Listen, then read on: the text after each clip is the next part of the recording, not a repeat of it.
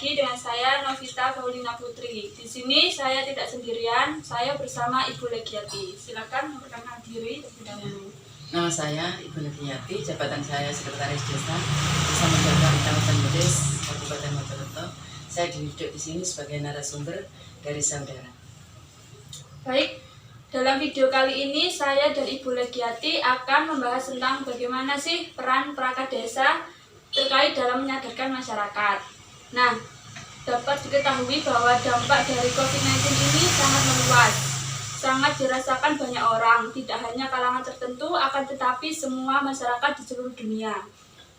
Baik, nah menurut Ibu Legiati sendiri bagaimana sih kondisi masyarakat saat ini terkait dengan adanya COVID-19? Untuk kondisi masyarakat saat ini memang ya agak-agak resah. Tapi dengan adanya sosialisasi, informasi atau pengetahuan dari pimpinan kepada masyarakat lewat pertemuan apa saja itu, insya Allah masyarakat bisa menerima dan bisa menyadari bahwasanya COVID memang kami menganjurkan untuk hidup bersih. Ya paling tidak itu cuci tangan pasti, ya. Itu saya perdayakan untuk kehidupan di masyarakat itu seperti itu. Nah kan dengan adanya COVID-19 ini pasti masyarakat sendiri itu resah. Ya. Akan tetapi kan jika dalam keresahan secara terus-menerus kan tidak baik. Nah itu bagaimana sih untuk mengatasinya? Gini, kalau dari masyarakat memang begitu resah. Tapi dari saya sebagai pimpinan, saya bisa yaitu memberi wawasan, memberi keterangan kepada semua warga masyarakat bahwasanya COVID tidak semarak apa yang kita dengar. COVID memang itu virus ya, tapi tidak semudah itu virus menjadikan sebagai penyakit untuk warga saya. Akhirnya warga saya kan bilang gini, Bu, apakah virus itu pasti menular? Tidak. Kalau bagi saya virus sejak dulu zaman saya kecil memang sudah ada. Jadi saya menghimbau kepada semua masyarakat jangan terlalu panik, jangan terlalu gegabah, jangan terlalu istilah resah takut. Wis sing penting sampean siap siaga aja. Pakai masker setiap hari. Kalau mau keluar bepergian itu harus disiplin pakai masker gitu. Pulang rumah, masuk rumah, sebelum masuk rumah cuci tangan dulu pakai sabun bersih. Itu akhirnya semua masyarakat juga bisa menerima. Nah kalau kan dengan adanya COVID-19 ini ada kebijakan dari pemerintah sendiri. Nah untuk masyarakat sendiri itu apakah sudah menerapkannya dengan baik dan benar? Dari masyarakat insya Allah. Kan di sini saya sebagai pimpinan, di sini saya mempunyai gagasan yaitu membuka posko. Saya membuka posko itu sampai 24 jam. Itu saya jadwal 3 termin. Itu bagi siapa saja yang datang dari luar kota, ya pulang pergi itu semuanya cek ke situ. Saya punya yaitu alat termogram. Kalau sekiranya orang tersebut saya cek itu dengan panas 36 berapa belum sampai 37 38 berarti sudah aman. Jadi pulang pergi itu bisa saya cek. Insya Allah dari masyarakat saya aman. Dan dia semuanya itu disiplin, pulang juga cek, pergi juga cek. Tapi kalau sudah melampaui dari ukuran termogram saya itu 38, pastinya saya karantina. Adakah kalau misalnya masyarakat itu habis berpergian tapi tidak kayak melapor gitu? Ada juga. Itu bagaimana mengatasinya? Kalau saya tanya kan gini, kalau bepergiannya itu bepergian istilah itu sambang nggak ada, semuanya itu kerja. Kan saya tanya gini, Mbak, Mas, kalau panjenengan tidak mau ke posko, ya tolong ada surat dari perusahaan bahwasanya dia itu benar-benar fit, nggak terjangkit penyakit, suhu badannya juga normal. Itu suratnya pasti dikasihkan ke posko, walaupun dia tidak melakukan tes di posko. Gitu. Akhirnya ya dari semua masyarakat itu aman-aman aja. Nah kalau kan yang kebijakan dari pemerintah itu kan seperti social distancing, PSBB. Nah untuk perangkat desa sendiri apa sih kebijakan yang diterapkan di masyarakat? Saya kira untuk itu belum sejauh itu kalau di desa. Seperti apa kalau di desa? Apa saja contohnya? Kalau di saya cukup itu tadi, ya. Masuk rumah cuci tangan bersih, keluar pakai masker, hanya itu. Nggak ada istilah PSBB, belum sampai ke situ. Kalau untuk masyarakat saya, mungkin kalau masyarakat luar kota mungkin yang kena zona-zona merah itu. Kalau di sini, insya Allah belum. Belum. Nah, kalau kan biasanya masyarakat itu masih menganggap sepele dan dalam menerapkan kebijakan pemerintah itu masih di bawah standar lah ya. Nah dengan begitu gimana upaya ibu untuk menyadarkan masyarakat agar tetap mematuhi kebijakan pemerintah? Ya setidaknya saya bercerita. Kalau panjenengan itu tidak mematuhi aturan, ya apakah panjenengan bisa menanggulangi sendiri dengan adanya ini?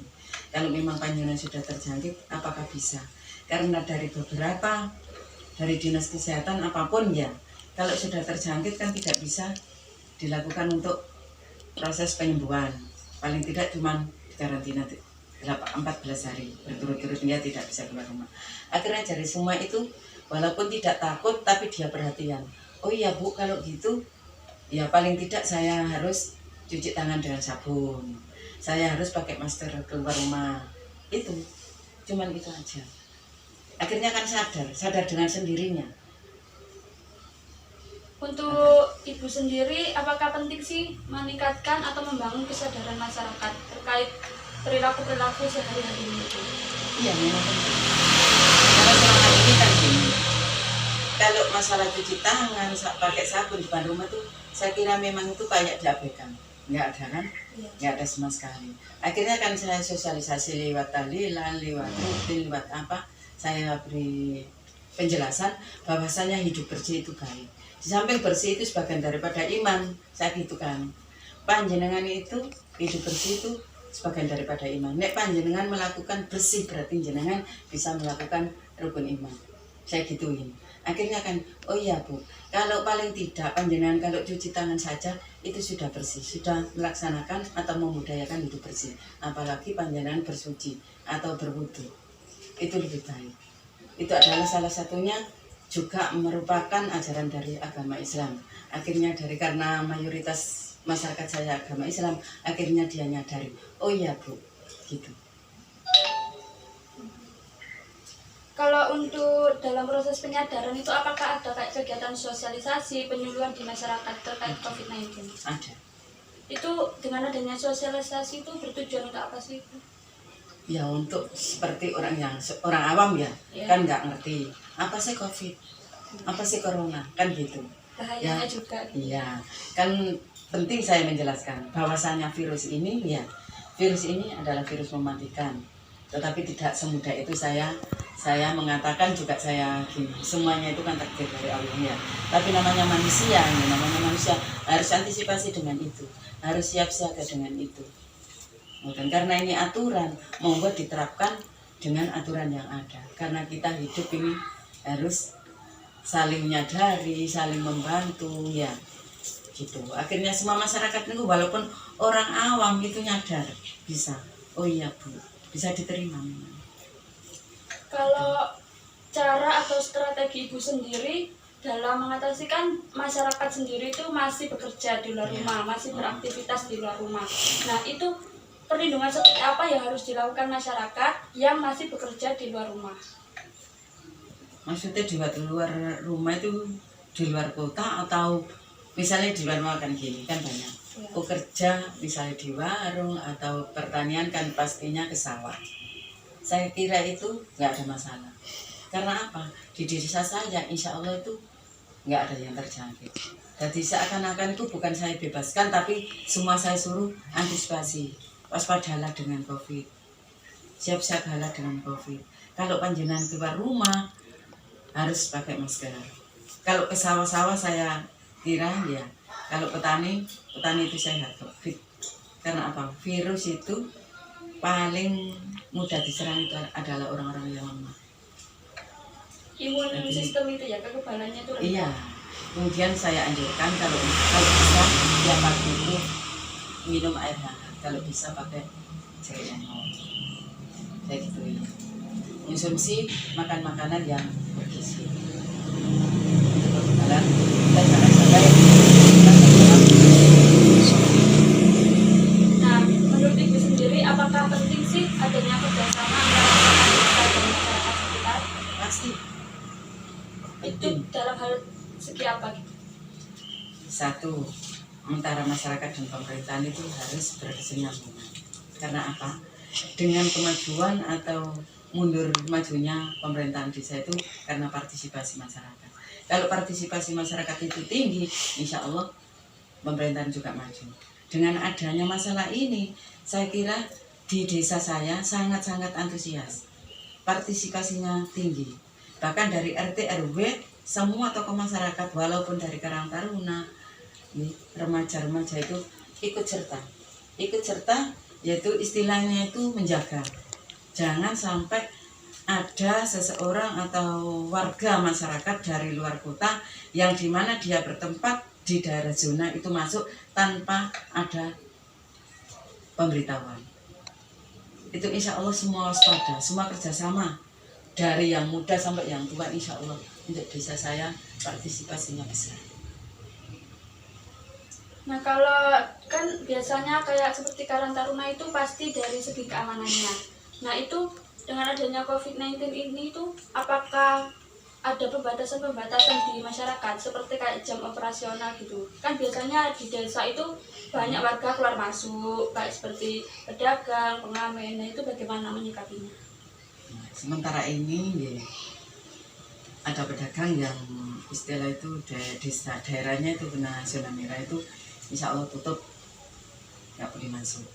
Lah untuk jam operasional untuk desa jam pagi, mulai jam pagi jam 6 sampai jam 10 malam. Setelah itu kan jalan ditutup. Cuman ya nggak ditutup fatal lah, nggak istilah itu masih ada jalan masuk. Cuman kan sebagian besar itu warga sini tuh nggak ada yang dari Jakarta, nggak ada. Dari Surabaya juga ada, kemarin juga ada satu. Cuman dari satu keluarga itu sudah mempunyai surat keterangan resmi dari kesehatan dan di sini dicekkan di posko, akhirnya ada pengecekan dari termogram, semuanya itu sehat. Jadi untuk mengantisipasi itu dari semua anak-anak Karang Taruna itu, saya kira itu proaktif semuanya. Jadi insya Allah nggak ada masalah. Berarti sangat berperan ya Bu ya, antara perangkat desa dengan masyarakatnya itu Iya, saling. sangat. Video kali ini semoga bermanfaat. Tetap waspada, jangan panik. Cukup patuhi kebijakan pemerintah, terapkan dalam kehidupan sehari-hari, dan tingkatkan pola perilaku hidup sehat.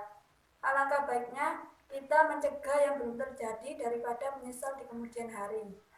Cukup sekian, kurang lebihnya mohon maaf. Wassalamualaikum warahmatullahi wabarakatuh.